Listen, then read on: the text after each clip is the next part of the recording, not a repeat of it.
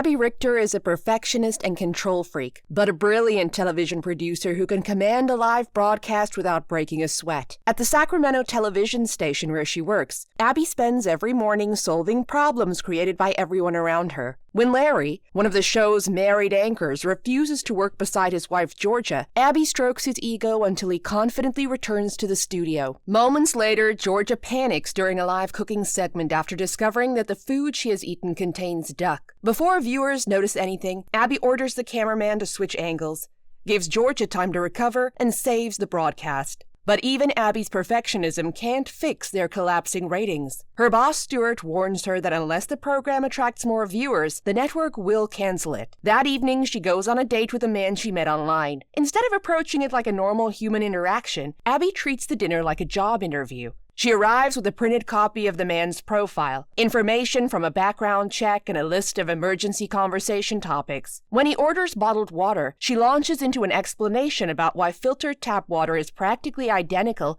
and costs $7 less. Then, after he orders whiskey, Abby questions him because his profile says he prefers red wine. She even informs him that he satisfies 9 out of 10 requirements on her ideal partner checklist. The evening ends exactly as expected, with Abby returning home alone. While she prepares for bed, her cat accidentally changes the television channel to a low-budget relationship show called The Ugly Truth. Its host, Mike Chadway, is handsome, confident, and apparently determined to offend every woman watching. Mike claims that men are not mysterious or emotionally complicated. According to him, they mainly care about physical attraction, dislike criticism, and have no interest in becoming the sensitive dream partners described in relationship books. Abby owns several of those books, so naturally she is furious. She calls the program and challenges Mike live on air. Abby describes her perfect man as handsome, successful but humble, interested in classical music, fond of red wine, and happy to spend quiet Sundays at home. Mike responds by pretending to fall asleep.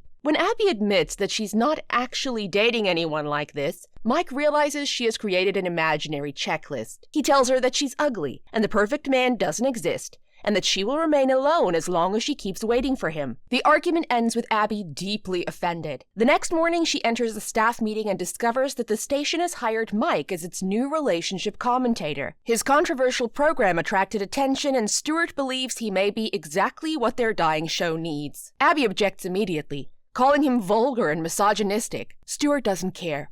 Things become even worse when Abby tells Mike that she was the angry caller from the previous night. He starts by saying she's not ugly at all, but then instead of apologizing, he thanks her because their argument is what got him noticed. During his first live appearance, Mike ignores Abby's script and turns his attention toward Larry and Georgia's struggling marriage. He publicly discusses their lack of passion, provokes Larry, and somehow gets the married anchors to kiss wildly in front of the cameras. Abby panics and cuts to a commercial, convinced that Mike has destroyed the program. Instead, the audience loves him. The ratings rise and Mike becomes the station's newest star. Abby may hate him, but she now needs him to save her show. Away from the studio, however, Mike is not quite the heartless womanizer he pretends to be. He lives near his sister and regularly spends time with her young son. When his nephew asks for advice about impressing a girl, Mike responds with genuine patience and even warns him not to copy everything he says on television. One night, her cat escapes and climbs into a tree. While attempting to rescue it, Abby notices an extremely attractive man inside the house next door. He's just done showering and flossing his teeth. In Abby's mind, that somehow makes him perfect. Unfortunately, the branch beneath her breaks, leaving her hanging upside down. The neighbor rushes outside to help, and during the chaotic rescue, Abby accidentally pulls his towel away. Once the embarrassment settles, he introduces himself as Colin and treats her injured foot. He is an orthopedic surgeon who recently moved into the neighborhood and prefers cats over dogs, just like Abby. Colin appears to be perfect. The only problem is that he hasn't asked her out, but he gives her his number, saying she can always give him a call if her feet hurt. The next day, Mike and Abby work like a team and the show does well. The team is informed that the ratings are amazing. Abby then tells Mike about meeting the man of her dreams. When Mike points out that Colin has shown no romantic interest, Abby impulsively calls him. The conversation begins awkwardly. Abby asks him out. He seems like he's ready to escape before committing to a date. Mike gets a phone and secretly listens and ends the call for her, and explains that chasing a man only makes her seem desperate. He then proposes a deal. If Abby follows his instructions, Mike promises that Colin will become interested in her. If the plan succeeds, she must stop interfering with Mike's work. If it fails, he'll quit the show. Abby reluctantly agrees. Seconds later, Colin calls back. Mike prevents her from answering immediately and coaches her to appear busy, confident, and slightly unavailable. The strategy works, and Colin tries even harder to get her attention. From that moment onward, Mike begins transforming Abby into the kind of woman he believes men want. Rule number 1, never criticize. Rule number 2, laugh at all his jokes, whether they're funny or not. Rule number 3, never burden him with personal problems. And most importantly, since men are visual, Abby must change her appearance and must look spicy. Mike takes her shopping, chooses more revealing clothes, changes her hairstyle, and teaches her how to flirt without turning the conversation into an interrogation. When Abby finally walks out wearing a fitted black dress, even Mike temporarily forgets how to speak, and Abby flirts with Mike to show him what she's learned. And suddenly, Colin arrives unexpectedly. Following Mike's instructions, Abby acts as though she's too busy to entertain him and ends the conversation in less than a minute. Just before she closes the door, Colin invites her to a baseball game. Abby celebrates with a happy dance. Mike watches with amusement, but helping her win another man is already becoming less enjoyable than he expected. At the game, Abby wears a hidden earpiece while Mike sits nearby and guides her through the date. The plan immediately falls apart. When Mike gets into an argument with another spectator, Abby accidentally repeats his insults to Colin. Later, Mike tells her to eat a hot dog seductively, but she drops the drinks onto Colin's trousers and creates an extremely inappropriate-looking scene while trying to clean the stain on his pants. Despite the chaos, Colin finds her unpredictable and charming. At the end of the night, he kisses her. Abby runs toward Mike and throws her arms around him, thrilled that their plan is working. The next day, Mike's doing another show, and Abby is surprised to see a kid in the studio. He's Mike's nephew. He meets him after the show and gives him some harmless dating advice. Later, Mike sends Abby a remote-controlled undergarment. Abby, all decked up for a date with Colin. He's running late, so she tries on the gift she got. But out of nowhere, Mike and Stuart appear and hijack her date for a corporate dinner. She carries the remote. They all run and pick up Colin on the way. At the dinner, the remote accidentally falls from her purse and lands in the hands of a curious child. As the boy repeatedly presses the buttons, Abby is forced to sit through the meal pretending nothing is happening. Mike notices the remote, but instead of helping, spends the evening enjoying her suffering. Over the following weeks, Abby and Colin grow closer. They take long drives, share picnics, and spend romantic evenings together. Abby pretends to enjoy everything he likes, even secretly spitting out caviar whenever he looks away. Colin seems to adore her. The problem is that to keep him interested, Abby must stop behaving like Abby. At the same time, she and Mike begin developing a much more natural connection. The humiliating incident leaves them even more comfortable around each other. Soon afterward, Mike receives an invitation to appear on a major late-night television show in Los Angeles. The appearance could lead to a job at another station with twice his current salary. Terrified of losing the man responsible for their improved ratings, Abby's boss sends her along to convince Mike to remain with the network. The assignment forces her to cancel a romantic weekend with Colin, giving her another reason to blame Mike for everything.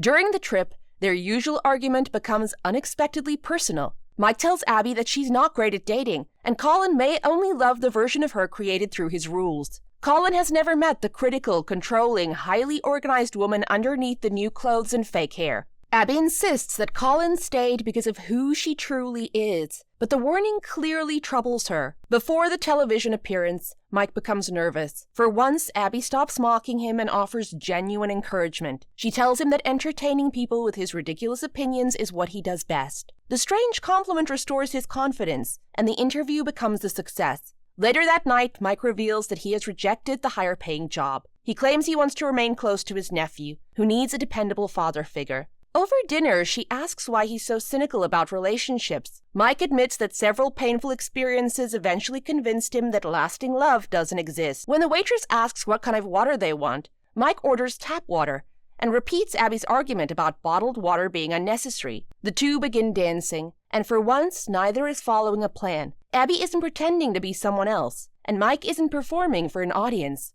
Their chemistry becomes impossible to ignore. Inside the hotel elevator, they hug goodbye, separate, and then hesitate. Neither one wants the moment to end. Finally, they kiss. Back in her room, Abby can't stop thinking about what happened. When someone knocks, she rushes to the door, hoping Mike has returned. Instead, Colin is standing there with champagne. Meanwhile, Mike walks through the hallway preparing to tell Abby how he feels. He finally knocks, only for a shirtless Colin to answer the door. Mike is crushed. Abby follows him outside and tries to discuss their kiss, but Mike tells her not to throw away the relationship she worked so hard to build. It's the exact opposite of what Abby wanted to hear. She gave Mike a chance to admit that the kiss meant something, and he threw it away. Back inside, she asks Colin why he likes her. He says she's beautiful, intelligent, relaxed, and never controlling or critical. He loves that she isn't like the difficult woman who constantly tried to manage everything. That answer destroys the illusion. Abby confesses that she's exactly that kind of woman. She criticizes everything, hated being fed caviar, and has been pretending to agree with him for weeks.